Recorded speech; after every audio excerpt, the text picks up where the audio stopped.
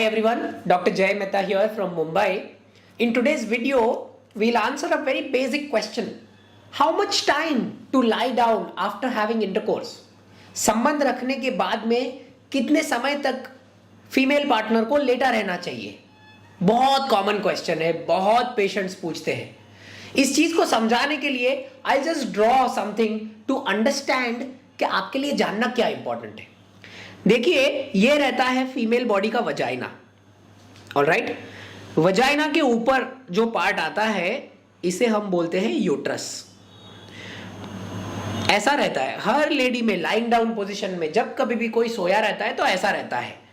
बाजू में of course आपको पता है दो फेलोपियन ट्यूब्स दोनों साइड पे, right side as well as left side, and उसके बाजू में रहते हैं ओवरीज. ओके, ये बेसिक अंडरस्टैंडिंग है. ये पार्ट को बोलते हैं वजाइना, जहां पे हम संबंध रखते हैं, और ये है यूट्रस, और उसके बाजू में जो दोनों साइड पे आया वो है fallopian tubes. Alright, end of course this is the ovary. अब संबंध रखने के टाइम पे जो मेल पार्टनर रहते हैं उनका पीनिस वजाइना के अंदर रहता है, और ये पीनिस में से सेमाइनल फ्लूइड इजैक्यूलेट के माध्यम से बाहर निकलता है. ये इजैक्यूलेट होता है, यहां पे डिपॉजिट होता है वजाइना में. ऑलराइट, काफी लोगों के माइंड में ये डाउट रहता है कि यहां से तकरीबन 80 to 85% of semen sample will drop out. ये ड्रॉप आउट हो जाता है.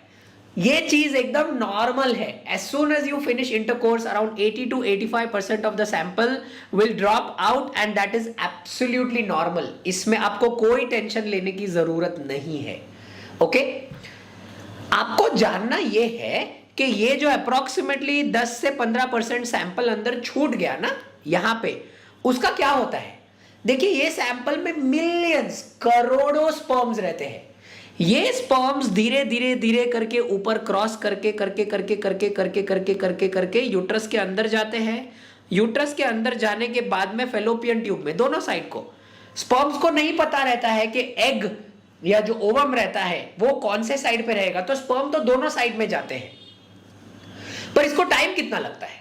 You know, the approximate time which it takes for the sperm to go from the vagina till inside of the uterus is approximately 10 to 14 minutes. Approximately. Alright?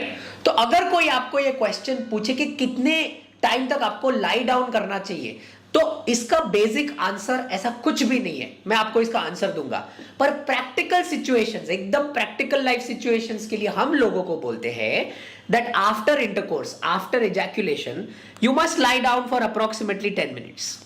That's it. In fact, काफी बार संबंध रखने के बाद में लोग washroom जाते हैं पूरे पार्ट्स को क्लीन करने के लिए, और काफी लोग इमीडिएटली चले जाते हैं.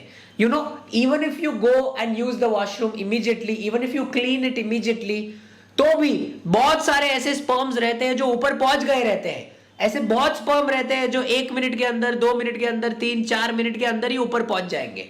और ऐसे बहुत स्पर्म रहते हैं अगर आप खड़े भी हो गए, even if you stand up, तो भी ह्यूमन बॉडी इतना पावरफुल है कि ये स्पर्म्स को ऊपर पुश कर देगा यूट्राइन कॉन्ट्रैक्शंस की वजह से. So you need not worry. ऐसा कुछ नहीं है कि आपने संबंध रखने के बाद इमीडिएटली वॉशरूम यूज कर लिया, या आपने 5 मिनट 10 मिनट लाई डाउन नहीं किया तो आप प्रेग्नेंट नहीं होगे. ऐसा कुछ नहीं है.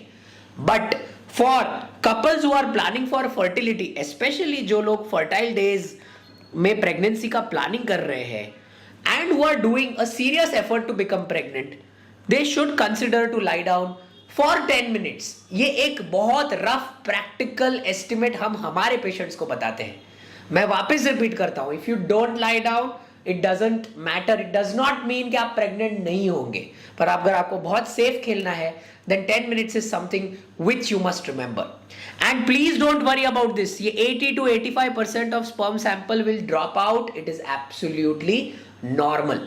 Finally, लोग ये पूछते हैं कि ऐसा कौन सा पोजीशन है जिसमें intercourse is going to be the best and pregnancy chances are the best. So remember, position के लिए what is important is that you should have deep penetration. That means ये जो स्पर्म सैंपल है ये इजैक्यूलेट यहीं पे होना चाहिए. This is the deep part of the vagina. If you have a deep penetration in any position, that is okay. ऐसा मत सोचिए कि मिशनरी पोजीशन या वुमेन ऑन टॉप या कोई भी दूसरा पोजीशन है, वही पोजीशन में इंटरकोर्स होता है तो ही प्रेग्नेंट होता है, ऐसा कुछ नहीं है. It should be a position which is comfortable for both the partners with deep penetration, and that should be more than enough in order to achieve a pregnancy. All right? Finally, अगर आप कोई भी महीने में pregnancy का try कर रहे हैं तो आपको ये ध्यान में रखना चाहिए कि तकरीबन 5 से 8% नेचुरल प्रेगनेंसी का चांस कपल्स को रहता है, प्रोवाइडेड आपके सारे पैरामीटर्स, आपके सारे हॉर्मोन्स, आपके सारे टेस्ट नॉर्मल है. All right? Any further questions you can post in the comments box. मैं या मेरा कोई टीम मेंबर्स आपको आंसर करने की कोशिश करेंगे. Thank you so much.